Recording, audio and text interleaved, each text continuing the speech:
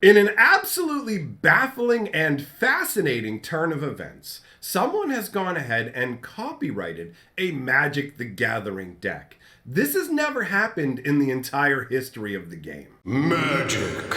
I am a wizard! History. I'm an old wizard! The Magic Historian. My bones hurt. Greetings!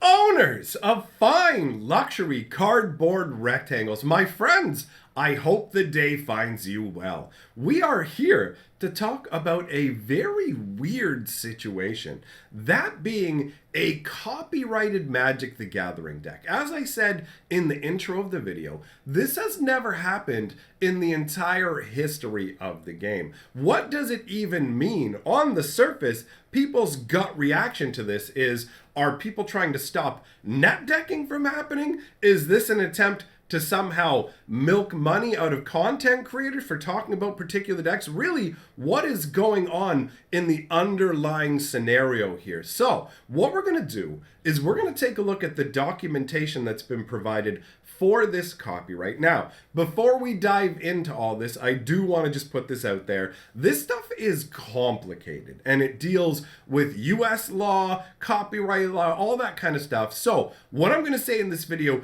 is my best understanding, but obviously I have no sort of legal training. So understand that this video is going to be just my opinions on what's going on overall. So first things first, let us take a look at the certificate of registration. Gonna get that up on the screen for you. Now, down at the bottom, you can actually see who this was registered by. And that was registered by Robert Hovden, okay? And he's actually done other things in terms of copyright law that is pretty fascinating that we'll cover in the video as well. But first of all, let's talk about the details of this particular certificate of registration. I have never seen anything involved in like copyright documentation before this, and I tried to take the registration number that was listed at the top and search for more information, but I had a really difficult time.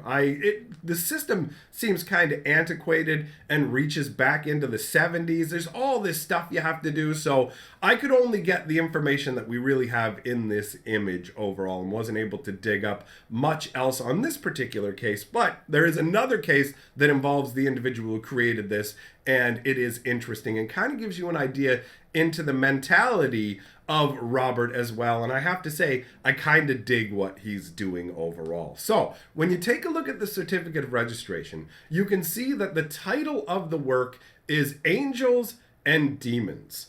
And the completion / publication year is 2021. You can actually see up at the top that the effective date of registration was May 30th, 2021. And the registration decision date was June 22nd, 2021. So as far as I understand how this works is, he filed this registration on May 30th, and then the office that's in charge of basically making the decisions on whether to grant the copyright or not, they made their final decision on the 22nd, obviously deciding to grant this, right? So the author is Robert Hovden. It is author created. It's a compilation. He's a citizen of the United States and resides in the United States, domiciled in the United States. You gotta love the somewhat archaic language. So the copyright claimant, again, that's Robert Hovden across the board. Some of these obviously could be more complex with layers of somebody who had created it, but the company that owns it, everything like this. But this is just one individual doing it. So material excluded from this claim: underlying individual playing cards. New material included in this claim: compilation of cards. So if you want to understand how this works, this is my understanding of it. You can't copyright a list of all Magic cards. So if you just had a list and it had every single Magic card on it in existence, you wouldn't be able to copyright that, because copyrights essentially exist to cover creative works. So just listing everything that exists is not considered a creative work. However, once you start to pick and choose based on different criteria, that's when it does become considered a creative work. So by choosing particular magic cards to combine into a compilation, that's where it becomes a creative work. Now, these types of creative works, apparently, from what I understand, do not have a high level of copyright protection, and it is kind of easy to circumvent or strike these copyrights down. They're weaker than a full-on creation where, let's say, you've created a brand new unique character for like an animated show, something like that, right? If you created something like Batman, for example, that's going to be a much stronger copyright sort of scenario than something that is compiled out of like these different items. So in this situation, the copyright doesn't have that much strength to start with, as far as I understand. Now, the cards that are being included, like I said, I tried to do a search to find the entire deck list, and I don't know if it was actually an entire full-on Magic deck that was copyrighted, or just the cards that we see in the image here, because it's not like a copyright office is going to know what the size of a Magic deck is, and also it's not required to be a Magic deck. It's simply required to be a compilation of cards, which even with the image we have on the screen, 7 cards may not seem like a lot, but choosing 7 different cards out of the 25,000 different Magic cards, it can be argued that that is your own creation right there. Like, these particular cards brought together, this is my specific creation. And you can see that it is a somewhat random gathering of cards, but they do fall under the title of work, which is Angels and Demons. Everything that's listed here does have that sort of holy or demonic vibe, with the exception of the lands, which tie into the colors needed for the game. So you have Wrath of God, right? You have Unholy Strength, Baneslayer Angel, Demonic Tutor, and Sarah Angel as the 5 non-land cards listed. Now, I don't know how particular this sort of thing gets, so I don't know if this would cover every variation of Wrath of God with every different particular artwork, because I'm not sure exactly what the definition of like how narrow a compilation would be. So it could be a scenario where if you used the Iconic Masters version of, or no, sorry, that's Double Masters. If you use the Double Masters version of Wrath of God, you used a revised version of Unholy Strength, you used a M21 version of Baneslayer, a revised version of Demonic Tutor, and a revised version of Sarah Angel, along with the lands as well, because they're part of the compilation as well. So a revised plane and a 4th edition swamp. I don't know if it would have to be exactly those editions, and you could use a Wrath of God from Alpha, an Unholy Strength from Beta, a Baneslayer Angel from its first printing, a Demonic Tutor reprint, a Sarah Angel reprint, and different planes and swamps, and literally have the exact same playability in terms of cards, but have different variations of the cards. I'm not sure, like, just how tight this sort of copyright claim is, but it's interesting to note that they could be that varied in terms of the variety you could have here.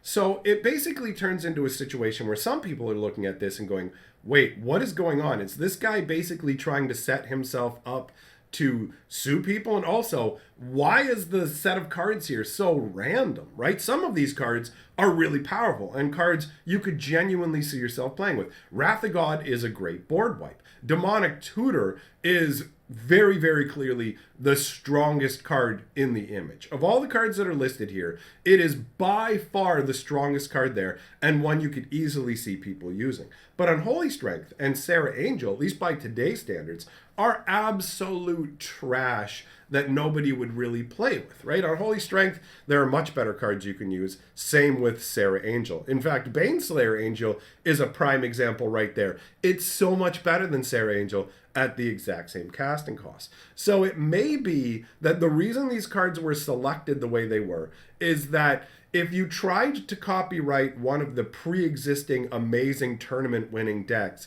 you would have to prove that you were the first one to create it, right? But if you cobble together a pile of, here's some good stuff, here's some whatever stuff, you could say, you know what, I'm the first person to uniquely create this particular combination. It is my creative endeavor, right? That is the underlying concept to go along with it. But ultimately, this seems more like a lark, something that is designed to illustrate how crazy copyright law can be. I don't genuinely see anything coming out of this. We're not going to be entering into a world where people can basically go, like everybody who complains about net decking, imagine a world where you want to build a deck, but you can't build that deck unless you go online and look through all the copyrighted decks and make sure that your deck is not copying a pre-existing deck. I feel like that would probably quell the arguments of almost everybody who complains about net decking, because there would be a ton of decks that people would try and make, and then they'd be like, wait, somebody already built this and registered it? It would make the people who feel like they create unique decks all the time realize that there's only so many Magic cards, and there's tons of people out there building roughly the same deck. And also, what is enough variation to move outside of the copyright claim? Can you take a 60 card deck, copyright it, and then somebody else changes one or two items on the list, and boom, it's their deck? And also, how much does this copyright actually affect people in real life? The only situation I could see these sort of copyrights having any impact is on people using these decks in a way that generates like money. Let's say you played in a big, well-known tournament, or you're a content creator showcasing decks online or something like that, then theoretically that might be the one scenario where this is actionable. But people just building their decks at home, it's like people, there can be copyrighted recipes. There can be a recipe book, and they can have all these recipes copyrighted. And you can make those recipes as much as you want without having bought the recipe book. You don't have to sit there and go, okay, this is a copyrighted sort of thing. I have to pay to license making my own soup for dinner. It doesn't work that way. So people would still be able to build the decks and play with them. It would just be a limited scenario where content creators and other public uses that were for financial gain could theoretically be a problem. But like I said earlier in the video, Robert Hovden has been involved in more than just this in terms of tinkering around with copyright law and kind of playing about. I read an article that talked about back in 2014. Basically what happened is Hovden went ahead and replicated MC Escher artwork, all right? And a number of other, basically the simplest way to put it is he took art from famous artists that are currently still copyrighted. The way copyright law works, as far as I understand, in the United States is a copyright lasts for the entire life of the creator of that item, and then 70 years past that point. So basically, if you have a famous artist who's making amazing artwork and people know about it, it's copyrighted his whole life, even if you're not famous. And then once he's gone, still 70 more years, the estate can sell and manage that stuff and has exclusive rights to it. So he took artwork that was still protected by copyright and he reproduced it. But here's the thing. He reproduced it on tiny little, it was silver discs, maybe tiny little metallic discs. Now these metallic discs were small to begin with, but the artwork was etched onto these discs in such small, precise ways that you couldn't see them, not only with your regular eye, like basically an unaided eye couldn't see it whatsoever, but even regular microscopes, you wouldn't be able to pick up the image from that, right? So basically the idea was you had to have some kind of like super nano microscope to even be able to see the artwork. So there was this show put on where these were presented, and the estate of MC Escher actually tried to press a lawsuit forward. But the thing about copyright like lawsuits and things like that is it has to be a provable, basically like infringement on your financial use of it. So basically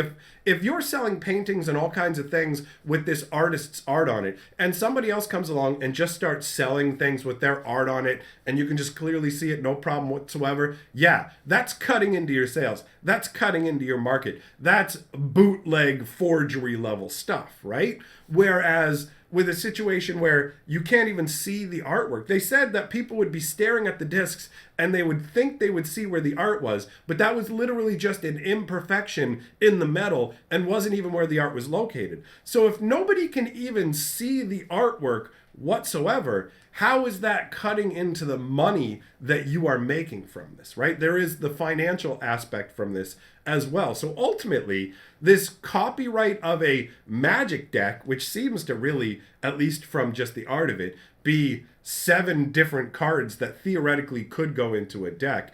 This doesn't seem like anything's going to come of it. There's no real way, in my opinion, to use this as some sort of like legally testable, oh, somebody's out there playing my particular 7 combination of cards, I'm owed a little bit of money, right? I mean, if you have your own particular combination, but then I add extra cards onto it, and it's only 7 cards out of 60, does that even comprise the same thing? There's just so many different layers and variety. But honestly, this is more like a stunt to draw attention to what's going on with copyright law, more than an actual attempt, because there are people out there who try and use copyright to get like a free lunch from people, or basically it's like, I'm gonna try and sue you, right? So that's not what's going on here, in my opinion. And I thought this was fascinating, so I wanted to talk about it. Now, let me know your thoughts in the comments below, and if anybody's able to find more information about that, then definitely let me know, because I am very interested. A big thank you to all my patrons, and if you enjoy what I'm doing here in these videos, then consider becoming a patron yourself and joining my Patreon. I will see you all next time, my friends.